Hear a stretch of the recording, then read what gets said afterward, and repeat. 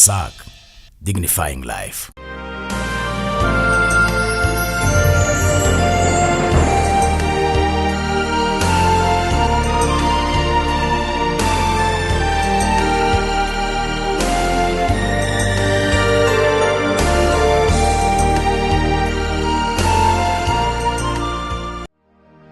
Icyiciro cya kabiri cya LV Watson cyatangijwe ku mugaragaro muri Kanama 2015, kikaba ari igice cya kabiri cya gahunda yo gukwirakwiza amazi meza no guteza imbere isuku n'isukura mu gace gakikije ikiyaga cya Victoria. Iyi gahunda ikaba yitwa LV Watson. LV Watson nayo ikabarizwa muri komisiyo yaguye y'ikibaya cy'ikiyaga cya Victoria yitwa LVBC. Iyi gahunda ikaba yari igamije gushyigikira imijyi iri mu gace gakikije ikiyaga cya Victoria mu mishinga yayo y'ikinyagihumbi ijyanye n'amazi, isuku n'isukura. Iyi gahunda ya LV Watson ikorera mu bihugu bigize umuryango wa Afurika y'Uburasirazuba: Burundi, Kenya, u Rwanda, Tanzania na Uganda. Muri buri gihugu hatoranijwemo imijyi 3, bityo mu Rwanda akaba ari Kayonza, Nyagatare ndetse na Nyanza.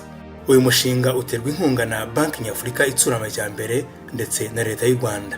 Akarere ka Nyanza gaherereye mu gice cy'uburasirazuba bwo hagati bw'intara y'Amajyepfo y'u Rwanda. Kuvaho icyiciro cya kabiri cya LV Watson kigereye muri aka karere, ikwirakwizwa ry'amazi muri uyu mujyi wa Nyanza ryariyongereye ku buryo bushimishije. Ibi bakaba ahanini babikesha ibikorwa remezo bishya byubatswe muri aka gace, birimo uru rugomero rwa Bishya n'ikigega cy'amazi cyakira metero cube 2,000 ku munsi aturutse ku ruganda rwa Mpanga. Mbere y'icyiciro cya kabiri cya LV Watson, uru ruganda rutunganya amazi rwatangaga metero cube 3,600 gusa ku munsi. Mbere y'uko uyu mushinga wa LV Watson wubaka runo ruganda, hari izindi nganda ebyiri. Hari uruganda rwubatswe kera, hakaba n'urundi ruganda rwimurwa, Mobile Treatment Plant. Ikaba yari ifite capacity y'ibihumbi 2,000 iyo mobile plant. Noneho uruganda rushaje rwari rufite 1,600. Izo nganda zari zifite capacity yo hasi kandi rusapurayinga mu bice by'umujyi wa Nyanza n'umujyi wa Ruhango, bigatuma rero amazi aba make, hakabaho ibyo bita gusaranganya amazi. LV Watson imaze kuza nayo yubatse uruganda rwagize umumaro ukomeye cyane, kuko yubatse uruganda rufite capacity y'ibihumbi 540 metero cube ku munsi. Ibyo byadufashije cyane, bituma kwa gusaranganya amazi kuvaho, bituma amazi abaturage bayabona mu marobine yabo amasaha 28 kuri 24. Amazi ya LV Watson ajya mu mujyi wa Nyanza, noneho uruganda rusanzwe ikohereza amazi mu mujyi wa Ruhango. Mbere y'uko uriya mushinga ubaho mu mujyi wa Nyanza, cyane cyane hari ikibazo cy'amazi, wasangaga amazi aboneka rimwe mu cyumweru cyangwa se kabiri. Ariko igikomeye uyu munsi tuvuga nuko mu bikorwa bikomeye cyangwa se mu bintu by'ingenzi umushinga wagezeho, nuko ubu ikibazo cy'amazi mu mujyi wa Nyanza cyakemutse, kandi ahantu hose nta hantu na hamwe ushobora gusanga hatari amazi kandi ahagije, ku buryo byanazamuye na pourcentage y'akarere muri rusange abaturage bafite amazi meza. Aho tugeze uyu munsi ku kigero cya 76%, nyamara umushinga utaraba twari tukiri kuri 62%. Ubu ngubu dufite abakiriya mu mujyi wa Nyanza no mu nkengero zawo 3,300. Ku bijyanye n'isuku n'isukura, hari uruganda rutunganya imyanda ikomeye n'isukika, hakaba hari n'ikimoteri cyabigenewe.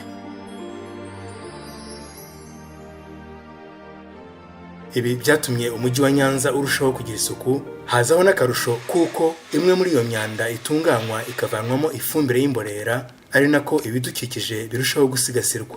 Kuba mu mujyi hatakira umwanda ufite aho ugana, imyanda yose iragenda ikajya ku kimoteri.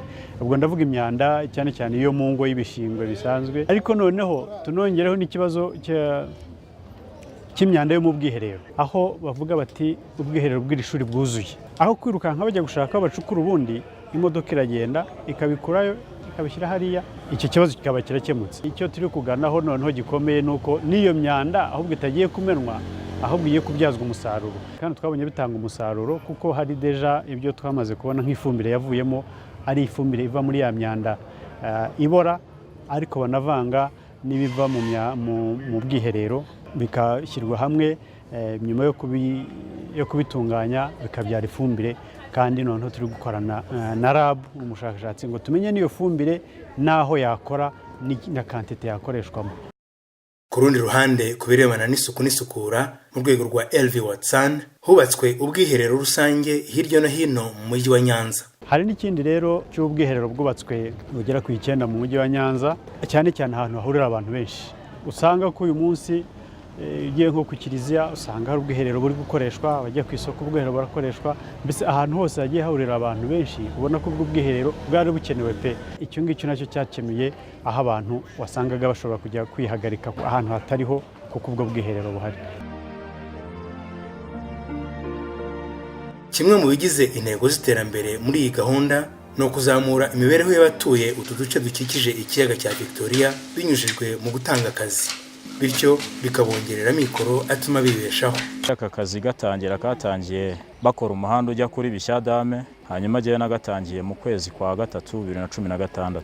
Yenda umufundi nkorera umushahara amafaranga 3000. Kwezi ngereranyije bitewe n'imibyizi umuntu aba yakoze, amafaranga wenda afatika atajya apfa kubura ni 60. Aya mafaranga yamariye ibintu byinshi kubera yuko naguzemo inzugi za metalike n'amadirishya nkinga inzu, aramfasha mu buzima busanzwe, mu mirire, mu myambarire. Hanyuma naguzemo n'umurima ufite nka R5 150, basha kuguramo n'umuriro w'amashanyarazi mu wanjye ndacana, nguramo n'isima mpavoma inzu yanjye bumba mu nzu imeze neza.